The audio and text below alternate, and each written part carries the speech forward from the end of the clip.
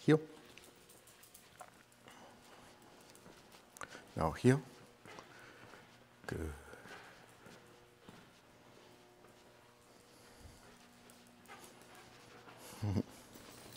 Good boy. Good. Bed. Good boy. All right, well, here we are back again at Animal Training Development Center. Today we are back with Nibbles, and Nibbles is on day 9. Oops, nope, bed.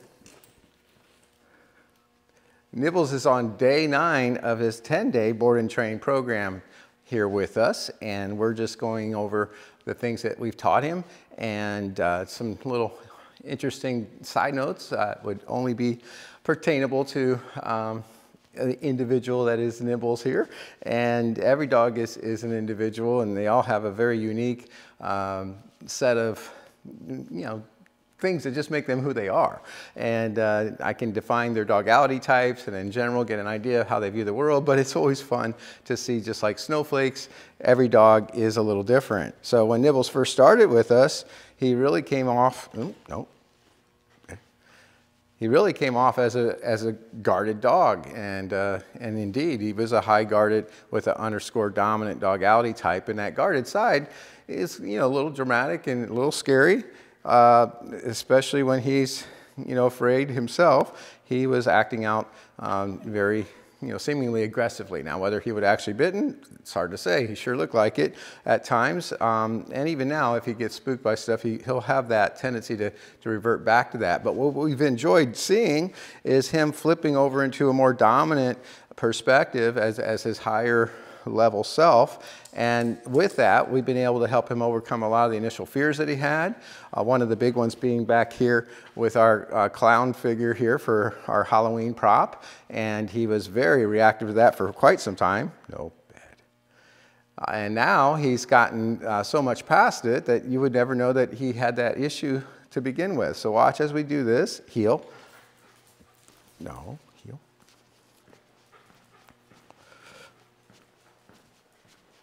Good. Good boy. Sit. Good. Down. Down. Good. There you go. No. Down. There you go. Good boy. Heel. Good. Attaboy. No, heel. Good. Good boy. Sit. No, sit. All right, well, there's a little demonstration of him working around our friend back here and doing so without any sign of fear or even concern. Bed. In fact, the only concern he has right now is what you can't see just out of sight is our little buddy here, Nibbles, is really into tennis balls. I guess I'm probably not telling Nibbles' mom and dad anything they don't already know, but this guy loves the game of fetch, and we've been using that to help him have fun, but we also have been using it to help him learn to work through high levels of distraction. And I want to show you how that goes next. Oops, I know you can't wait for this part.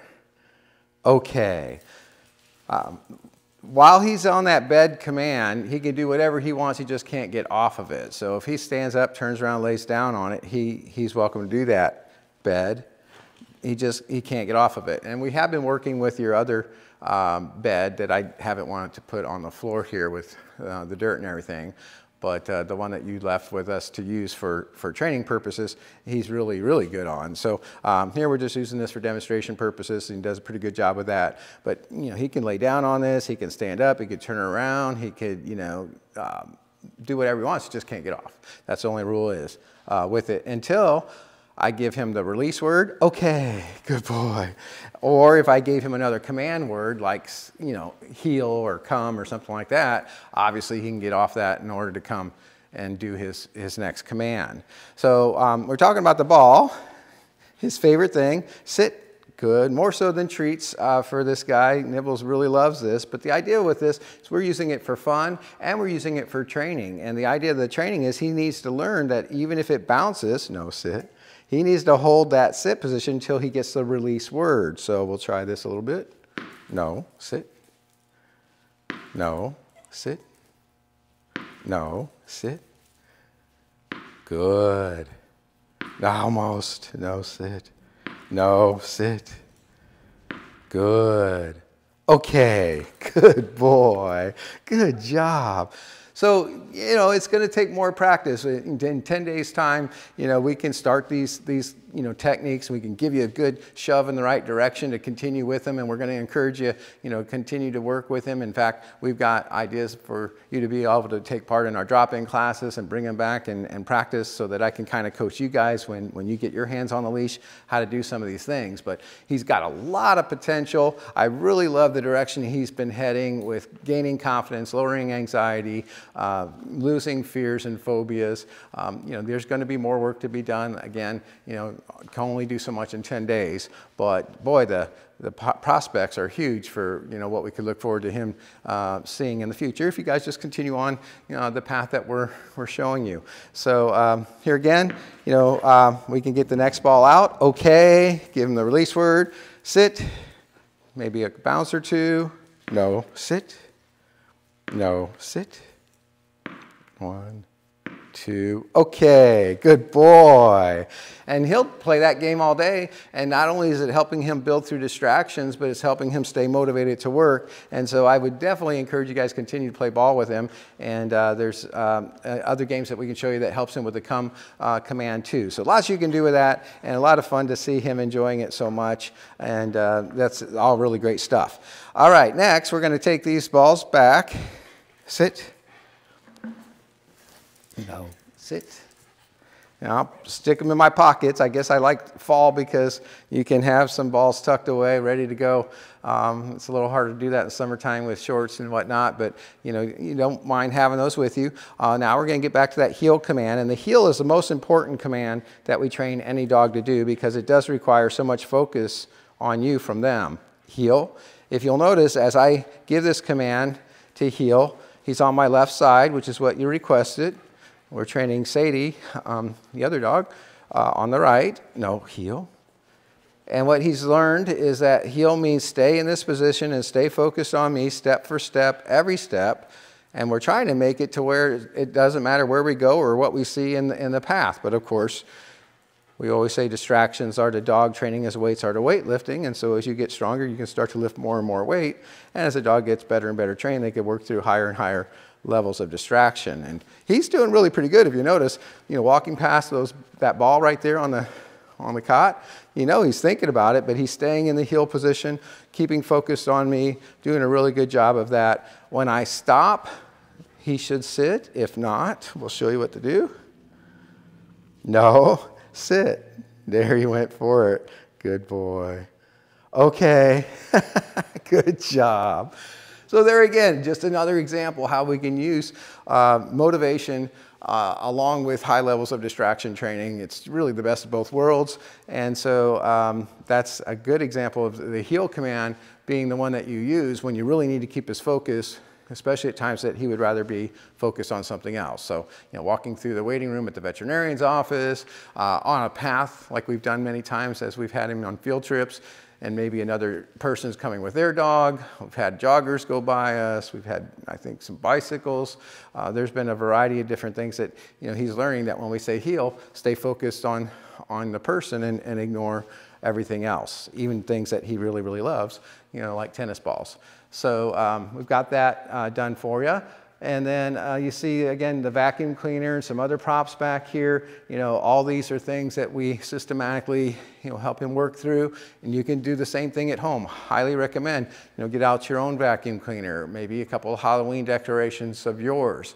Just keep in mind that the art of dog training is to create a challenging but doable environment. There was a period of time that I had to kind of work him through this guy back here with the bag. covering him so that, you know, his face wasn't exposed and it didn't look as scary. And that way we could buffer the distraction of that to where he was able to work through it, because in the early stages he was just so reactive to that we couldn't even, you know, work through it unless we did cover it. And so we got to the point where we could uncover it, and we got to the point that we could put the bag back on and shake the bag a little bit. Then we got to the point where we could rock the guy back and forth without him freaking out. But it's always, nope, bed, nope. And if you drop the ball and it goes off your bed, you're not allowed to get off to get it. No, bed. Sorry, buddy.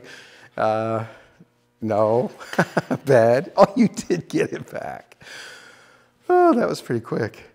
It's kind of foul on my part. You don't want him to get back those things. Now, I would have probably waited a few minutes and then let him have it again. But he needs to learn that when he's in his bed command, you know, if the ball drops off, too bad for you. Right, buddy? So anyway, the idea of training is to make your environment challenging but doable for you and your dog each and every session. And I recommend for the whole family, you know, spending a little bit of time individually with him if you want to have, you know, that kind of control and relationship with him that only this type of practice can do. I would suggest 20 minutes a day with each person that wants to work with the dog, you know, taking part separately and for 20 minutes at a time, working on these things. Start with a simple sit. So let's do this. Okay.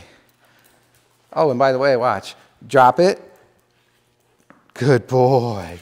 We've really gotten him good at the drop it command too. So really nice one to have in your toolkit there. We'll show you more when you do your private lesson, you know, how to do stuff like that. But he's come a long way with all this stuff, and we're really enjoying it. But when we come to the very first thing that you're going to do with him, the first thing you're going to do is help make sure that he remembers the unspoken command.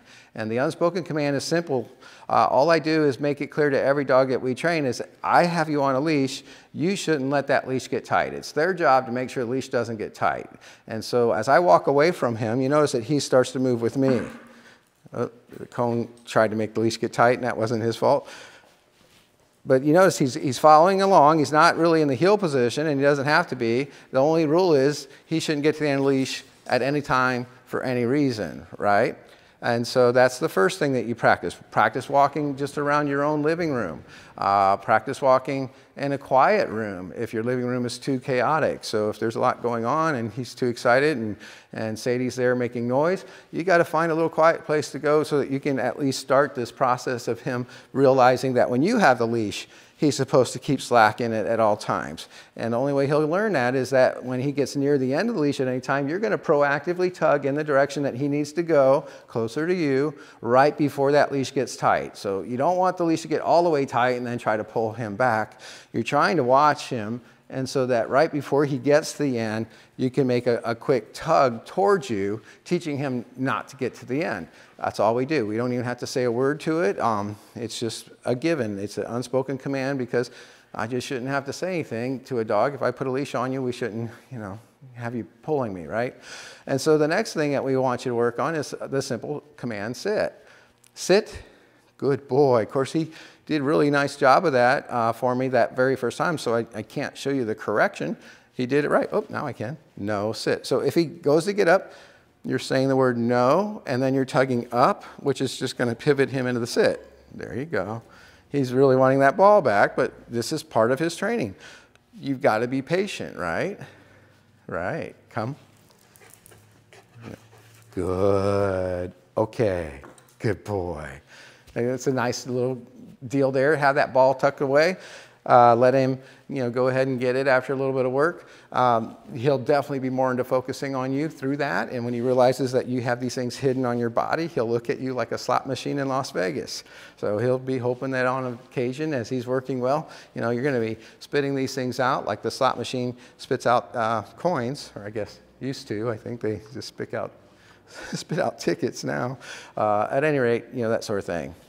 He does have a tendency, drop it, good. He does have a tendency to try to chew.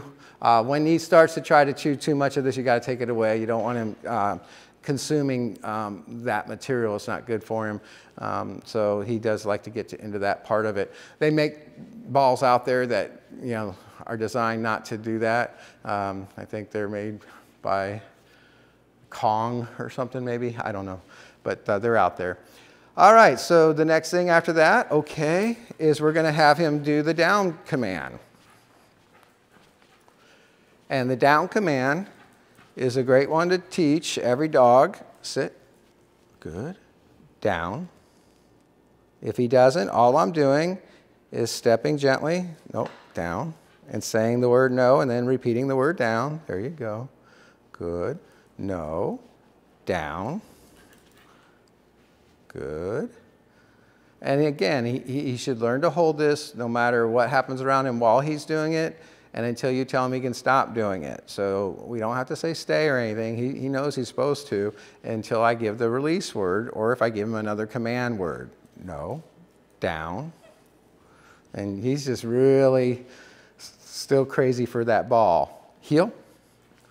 This is early in the morning here for us, and we usually start the day with a big play session. But today, because I've got to make this video, I wanted to do this early. So this is showing, again, a lot of potential because he's a little more excited than he will be here in a few hours, and he'll actually do better in a few hours with his obedience than he is right now because he'll be a little bit, you know, calmer, like a kid after recess or something, right? So the next one is just the idea of come.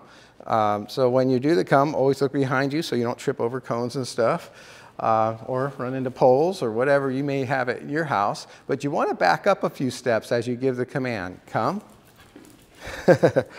Good boy. Good. Okay. They should come and sit. Now, he has a tendency to like to jump up, and that's gotten a lot better. You know, it's going to take a little longer to really get good because he used to be really bad about jumping, but he's getting a lot better. Make sure he comes and sits, and then you can praise and release just like that. Well done. Sit. Good boy. At Animal Training and Development Center, we promise your dog will learn to train through trains. And that's a big distraction for some dogs for a while. Nope, sit. Nope, sit. A big distraction, but one that all dogs must learn to work through eventually here because we have so much of that. Heel. No heel. Good. So again, with the come command, we're going to just position him right here. Sit. Back up a few steps. Look behind your shoulder. Give the word come, step backwards, get a nice sit. Good boy, and okay. Oh, good boy, good boy. Good job. So I hope you enjoyed watching that. I think that covers just about everything. He's been a lot of fun to have. I've really enjoyed him. I like him a lot. I think that he's gone a long way in a short time, and I think that it's just going to look like even better in days to come. So thank you for your trust in us, and as always, we'd like to wish you all happy training. Sit. Good girl. Up. Bed. Bed. Good. That girl. All right, that's cozy. All right, well, here we are back again at Animal Training Development Center. And right now I have with me Sadie. And Sadie is about a year old, and she lives with Nibbles, a dog that you'll see in a video right after this one, because they live together. And it's neat to watch the dynamics in a pack. And so, you know, they bring with them their little pack between the two. And so there's an awful lot of little intricacies that you could pick up on once you start to see the two of them together and how they view the world and how they react to it. And Sadie has been quite an interesting one to watch because she, although tiny, is pretty mighty in sticking up for herself and making her points known. So, you know, you're not going to come and just push little Sadie around very easily. In fact, Sadie has become, for one dog here with us, kind of a defender. We have with us also another dog named Ren that you'll see in a video before or after these two videos. So these guys are all together at the same time, and Ren is another smaller breed, and Sadie's actually been defending Ren when other dogs will come too near. So they kind of make this their little getaway, and we have some play sessions where we're letting everybody out together, enjoying some play time. And sometimes during that recess period, there'll be dogs that come up and try to jump up, and especially if they're a little bigger, and Sadie's afraid that Ren might get squished, she'll get right on the very edge of this couch and tell them off, and they respect her. So she's really not as tiny. She is mighty. Right, Sadie? That's right. So I wanted to sit here with her a little bit because she definitely has this other side to her too, as I'm sure is clear. You know, she is a lover and a snuggler, and she loves cozy comforts like her little bed here. Right, and she loves to be wrapped up in your arms, or probably a towel. I mean, she would be a lap dog's lover for sure, and she is, I bet. So I've enjoyed, even at my house in the evenings when training's over, her and Ren will both come up on my lazy boy recliner, and we enjoy some cuddle time each and every night that we've had her. And there's nothing wrong with cuddle time. We all need a hug, and that's great. However, one of the things that sometimes happens when a dog spends too much time doing that and too little time doing training is that they can get sometimes anxious and clingy, and they can start to have some issues with self-confidence and that sort of thing. And so training is great even for little dogs to help them build that self-confidence, to help them build the ability to focus on you and work through distractions and deal with life at times that it seems a little scary out there. So we're going to take her through her paces for you and show you what she's been learning. And I hope that you'll continue to practice with her as well as Nibbles, because I think the two of them together could become really cool walking down the street with one heeling on the right side and one heeling on the left. So we've got Sadie on our right, we're working with today. We've been working Nibbles on the left, and I can see someday one of you walking down your neighborhood with one heeling on your right, one heeling on your left, and everybody's going to be very impressed watching that, and all the stuff that goes on because of that is going to be wonderful for you guys to enjoy. So stay tuned. We're going to show you the things we've been teaching Sadie. Heel.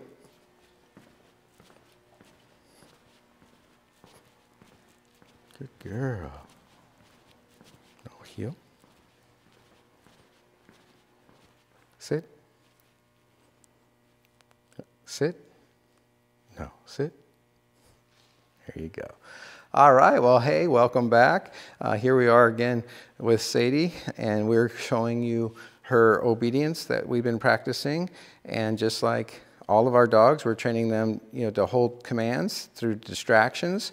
And so with her, she's kind of new at this compared to Nibbles, who has, 3 more years of life experience.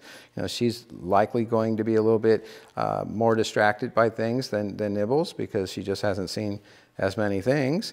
And so the command for her to heel is on our right side, and you'll see me leading with my inside foot. So instead of my left foot like with Nibbles, we're doing my right foot for Sadie, and we're giving that command, heel. Good.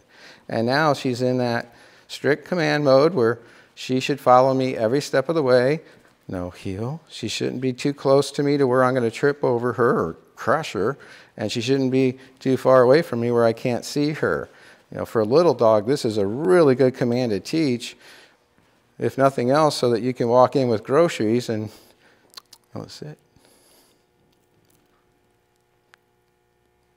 Good. So that you walk in with groceries and not be afraid that you're going to step on her. So a dog that heels really well, you can't step on them because they're out of your path, and you'll have complete freedom of motion, and she will be safe. So this is a good one to teach for that reason alone. But more than that, I've always said it's the most important command we teach any dog. Heel. When she's heeling, she's focused on me and not worried about anything else, or at least she should be. No, heel. All I'm doing as she's getting out of position, I'm tugging her back. She's a little ahead, repeating that command word, heel. So as I tug back, I want to say the word no. And then I'm going to repeat the command word, heel. So right here, she's too far. No, heel. If she were just that much ahead, she was only maybe 6 inches too far, but that 6 inches put her right in path of my foot. If I can't see her, she's going to get stepped on. We've got to keep her right in that heel position. There we go. And when we stop, she should sit. If not, just little bounces with a little dog. I can't pull too hard, she's too little, but I can, no, sit, just like that. So you saw, just do, do. And it's not pulling and holding, it's pulling and releasing. I'm just trying to help her do what she already knows she's supposed to do and just get herself in that sit position. If I lead with my outside foot, that's my left foot, she should keep in that sit position. So left foot, stay put.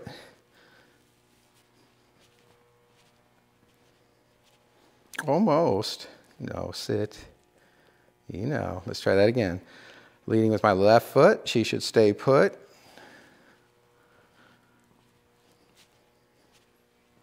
Very nice. Good girl. With my right foot, we're going to heel. Good. That's it. Now let's see if she tries to get ahead of me here. Yep. No. Heel. Dogs are very predictable. They do the same thing. So she keeps getting ahead through here. And I'm going to keep doing what I've been doing. Be ready. No. Heel. That time it only took one. Good girl. Let's see if we can go through this time. No. No heel. Can't even scratch in the heel command. You got to scratch after you're done. There. Nice. Good girl. Sit. No. Sit. No. Sit. Good girl. Okay. Good.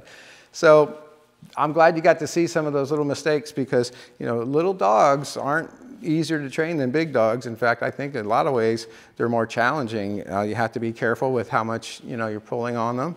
At the same time, they need a little bit of pulling now and then to help them, just like every other dog, you know, get in the right position, learn the right things. So again, we're just doing these little bounces if we have to, just kind of giving her that little help to get her in position, that's all. And then we're making her stay in position during the heel through these kinds of things. So we've been doing easy circles, just counterclockwise, but now we're going to try some figure 8 patterns and see how she does with those. Sadie, sit. No, sit. Good. Good dog. Heel. That's it. So we're going to go back to the way we were. That's looking real good. Very nice. In through the middle. Then this way to do a figure 8. There we go, good girl. And I like figure 8 patterns. No, heel. Because it helps a dog practice both left and right turns. So here, I mean, she should have to speed up a little bit to stay with me through that turn. And then she needs to learn to slow down a little bit through this turn. Good. To stay in my heel position. So we want your dog to learn to make those little adjustments. And again, you know, being a little dog, this heel command is really helpful because we don't want to step on her. There you go. Good. Sit. No. Sit. There you go. Good. Good girl. Good girl. Next, we're going to show you the down position. Down. And this one, she, you know, she likes her cozy areas, this, you know, concrete floor, and, you know, maybe it's a little cool, but we just consider that another distraction to work through. Sometimes you got to, you know, lay down where it's cool. You got to walk in the rain. You know, there's all kinds of stuff that happens to us. So when I say down and she doesn't, all I'm doing is I'm taking my foot and helping her go toward the ground very slowly. And then if need be, if I touch her at all, I'm just going to push just a little bit that way, down. Not very hard. Just let her do most of it. There we go. Good. There. And she's kind of showing us that symbolic, good, roll over, no, down. What I mean by that, symbolically, when a dog does that, that's called the alpha. Up, down.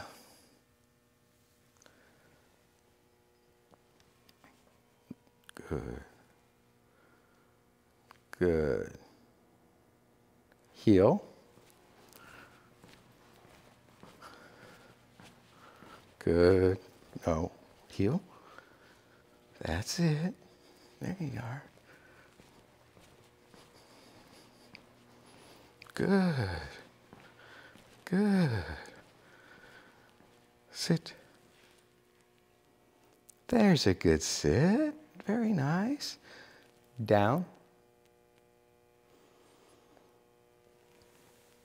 down. There you go. Good. So symbolically, that is a roll that is demonstrating submission. So it's a submissive roll posture that you'll see all the way back in the wolf packs when they communicate to one another. This is kind of a dog recognizing that, you know, somebody's ahead of it in the pecking order, and just showing that they're being, you know, submissive toward them, as in not looking for any trouble. The only trouble she's going to be in if she gets up from there. So we're trying to teach her to hold that down position. Good. Heel. That's a good dog. And it's always symbolically a little stressful for a dog to learn the down, because it always has in their genetics built in this symbolism of that posture. It's not just the down. There's all this, you know, authority and pack stuff going on in there, and they just have to learn to accept it. So they feel under a lot of pressure that's really not there. Later, you just want them to hold it down because you just want to stand there and talk to somebody on the street or something for a while. Down. Just again, I'm pushing very gently toward the side, not straight down. There she goes. Good. Good. We'll keep working it. She's been this way for a while, and again, I think she's used to having a pretty cushy life and not having to do a lot of work. But little dogs can learn from the work, and it helps them. I think it's worth doing, and you're kind of cute looking there. Okay. And she still has a lot of fun with it. It's just that, like I say, symbolically it takes on this metaphor in their mind about this whole, you know, pecking order stuff. And they think the first time that they do lay down and show you that symbolism, that means that they're, you know, good for a while. And we keep doing it, and they're like, why is that happening? And so they get a little confused. But ultimately, it helps them to learn to trust and respect in us until they can start to learn that down command is going to help them face, you know, a lot of distractions in the future. And it's a lot more comfortable position, really, than to have to keep sitting. So I don't very often try to ask a dog to hold a sit for more than 3 minutes at the most. It's a normal thing for me to put a dog in a down command and maybe have 20 minutes of time, and they're really comfortable, and they could fall asleep and wake up an hour later still doing the down. So for both reasons, for the symbolic, you know, kind of helping them understand the pecking order as it should be. You guys are going to be above her in the pecking order, and she needs to learn to respect you and be ready to listen to what you need her to do. And then in addition to that, it's helping her in her own way learn to settle into a comfort zone to where it's going to help build her comfort and her peace and her confidence, ultimately, all by learning just to hold the down command as people walk circles and drop treats and bounce balls and open and close doors. Oh, that's another one. I gotta tell you, this dog, and you probably already know this, is an escape artist, or tries to be. We have the double set of doors coming in and out, and good thing, because she is ready to squeeze through at a moment's notice. So I don't know if she's ever gotten away from you at home, but you have to be careful with dogs like that, and she's really little. I mean, it wouldn't take any time at all for her to end up in a lot of trouble out there if she gets away from home. So make it a habit with her. We've been doing it here. She doesn't get to come inside the training center or outside the training center without sitting first, and I would continue that on with her at home. So make sure you just take her up to the door, have her sit. If you need to use the leash and get her to sit. Open the door, make her wait until you say, okay, and at that point she can go through. Do that on a regular basis, and it'll start to prevent her thoughts of bolting. So I don't know if she does that at your house, but she sure has been trying to sneak in and out whenever possible around here. And so just wanted to throw that tip in. So I hope you enjoyed this segment. Again, we look forward to seeing you back after you've had the video and had some time to practice a little bit. You all can come back and get a private session here. It takes about an hour, but I could put the leash in your hands and tell you a little bit more stuff than we are able to cover here in the video, and let you guys continue on enjoying your dogs. So again, thanks for watching, and as always, happy training. Good girl. Come on, Sadie. Good girl. Get that ball. Get it. Get that ball. Get it. Good girl. Good girl. That's a good girl. Good girl. Drop it. Sit. Oh, that's pretty. Can you sit? Okay, good girl. Good dog. What a good girl. Yes, you are. Yes, you are. Good girl. Good girl. Come on. Come on. Good girl. What a good dog. Very nice. So we've been having some fun, as you can see, with Sadie. And as a little dog, I'm amazed that she can get that tennis ball in her mouth. But she's got that great little attitude where she enjoys playing, and she likes to be talked to, and she wants you to be proud of her. And so she's got a very good supportive side to her. We really have enjoyed that part of Sadie. Sadie's just a year old, and good, sit. Okay, good girl. She's going back there and hanging out on the couch. So Sadie is a great dog, and we've really enjoyed training with her. And what she's really fun to see do is stand her own against any dog that she encounters. Sit. Huh? Sit. That's pretty, but I want to sit. Let's get a sit instead. Sit. Show me the money. Sit. Sit. There it is. Okay, good dog. Good. So trading toys with her. Drop. Good, okay. Is a great way to help build a nice come command down the road. Is a great way to build some off-leash control with the dog, because you have something that they want more than anything else that they can have at that point. And if I can get her knowing that the one that I have is better than the one she's got, drop it. Good, okay. We just do this trade thing. Good girl. And as she's doing it, that a girl, she's learning to come when called. Although I haven't said the word yet, we're promoting the behavior, and we'll put the word in soon. And let me have it, so drop it. And if she's not going to let us have it, all I'm doing is taking her collar, just a little lift up. There. Sit. Sit. Sit. Good. Okay. And getting that sit command to get it back. Now, if you want to go ahead, and maybe you already have, as owners, taught her that nice little, I guess, pirouette. I don't know what to call that, but she's got a really pretty pose there that she does. You can certainly do the same technique we're doing now and promote that. Just put a different word to it, and you can get her to do that on command, which would be pretty cool. Good girl. Pose. Pose. Okay, good girl. I get the feeling you guys have done that. I don't know what word you've been using, but that's another one of the commands that she can actually learn. So I enjoy working with dogs that have good spirits like her, and she's been a lot of fun to train. Sit. Sit. Sit. Sit. That's a pretty pose, but let's get a sit. There it is. Okay. Good girl. Good girl. Very nice. So these are some of the games that we like to play that actually are training at the same time. So these games that the dog enjoys always has subtle little rules to it that are starting to build the type of behaviors that we want to see more of. And certainly this kind of behavior where she's coming and she's being very easy to handle. We can start to teach her to put her vest on calmly, and we've been working on that. But she's only been here 3 days and already doing great. We just, kind of wanted to give you a little bit of a preview as to where we're headed, and we'll show you more to come. So thanks for watching, and as always, happy training.